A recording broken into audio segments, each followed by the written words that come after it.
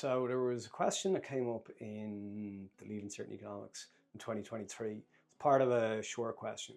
And it said something like, to stay in production in the short run, a business needs to cover its average total costs. Do you agree? Yes or no? And then explain your answer. So the answer to that is disagree. And the reason why is because in economics, we say if you're going to stay in business in the short run, you only need to cover your variable costs. And I'm going to show you why that's the case. So if you look in the notes there, you have this example where you have two businesses, business A and business B. And let's say that they're looking ahead for the next month. And they're thinking, should we open our doors and go into production and open for business or not? And if you look at it, we're given some data here about the revenue and costs that they're going to incur.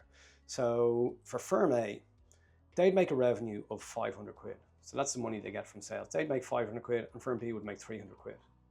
That's the only way, it's the only bit of information here that's different between the two firms. If you look at the cost data, both the fixed cost of 300, both the variable cost of 400, which means both are facing total costs of 700. So if you're looking at firm A there and they're thinking, okay, how are we going to do that month? How much money are we going to make? Well, if you want to find out how much profit you're going to make, well, it's just your total revenue minus your total costs. So their total revenue is 500, the total cost is 700, so they're going to lose 200 quid, which isn't great. For firm B, well, their revenue is going to be 300, the total costs are going to be 700, so for them, they're going to lose even more money. They're going to lose 400 quid. So the alternative option for those two businesses that they don't open for the next month, they close down. So if they decide that they're not going to trade for the next month, they're not going to do any business, they still have to pay their fixed costs. Remember, that's the thing with fixed costs, is that the costs that remain the same regardless of output. So coming back to my example from before, I was going to go into, open up a donut shop selling donuts, and I need to make them in a kitchen somewhere. And let's say that I pay rent for that kitchen space for a month. And on the first day of the month, I pay 5 grand, and that gets me the next month, the next 30 days.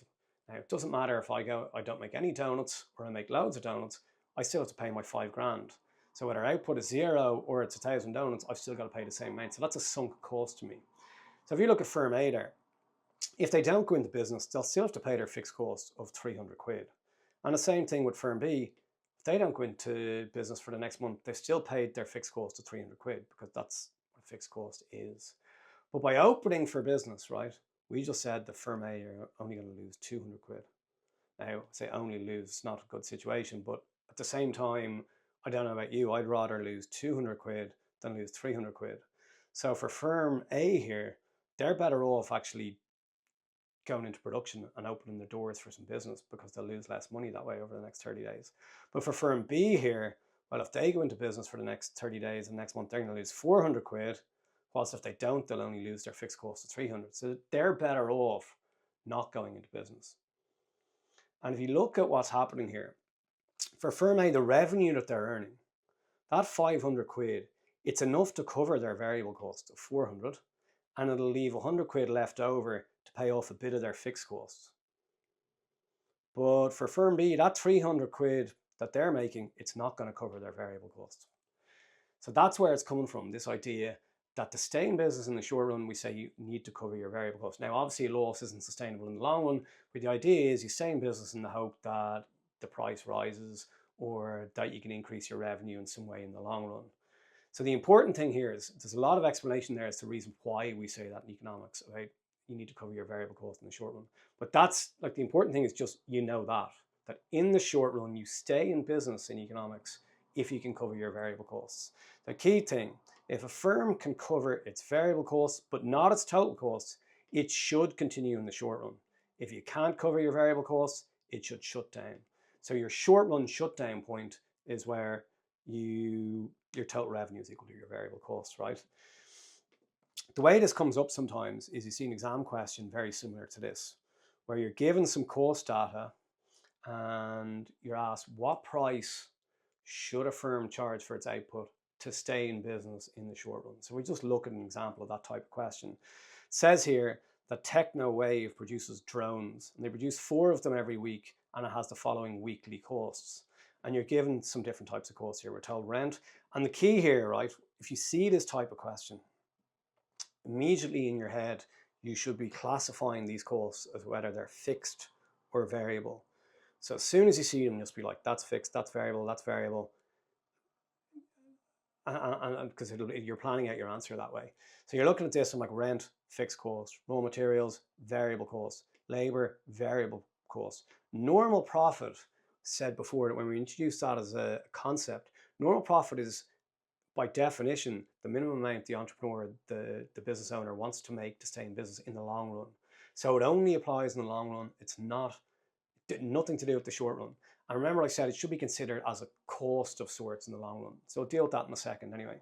Question says, what's the minimum price for which each drone can be sold if production is to continue, firstly, in the short run?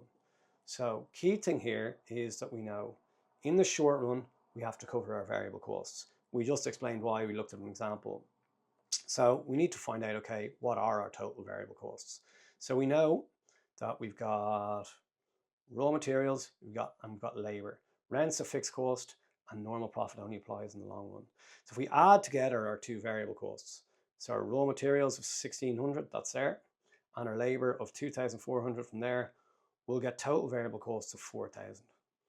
Total variable costs of 4,000. Now it also tells us that they produce 4 drones weekly. So we need to figure out, well, how much do you charge per drone? So you just divide by 4. So divided by 4 there, this business would need to charge €1,000 per drone to stay in business in the short run. So all you do, work out your total variable costs and divide it by the output. So pretty straightforward. In the long run, a firm has to cover all its costs. So it has to cover all its costs, and crucially, that includes normal profit. So if you can remember, normal profit it should be treated like a cost, because like, let's say you're evaluating whether a business project is worth doing. You might think to yourself, I'll do it if I can make 10 grand. So what that means is that your sales has to be enough to cover all your costs, obviously, but it also has to cover that 10 grand you want to make, because otherwise you're not going to do it. So you have to make enough money to cover your costs and your 10 grand for you to be willing to do it. So that's kind of why it's considered a cost. So crucial thing, yeah, you got to cover all your costs, including your normal profit. So here we're just going to find out, okay, what's our total costs, including our normal profits? It's just adding up everything that you're given in the question there. So we're going to add up our rent, our raw materials, our labor, and our normal profits. So that's what we're doing here. We're adding our rent, our raw materials, our labor, and our normal profit. And that comes to 6,000. So remember, they're selling 4 drones. So we're going to divide by 4. So they'd have to charge 1,500 or 1,500 per drone to stay in business in the long run. So really, really important things to take out of this video. In the short run, just know you need to cover your variable costs. In the long run, you need to cover all costs, and that includes normal profit.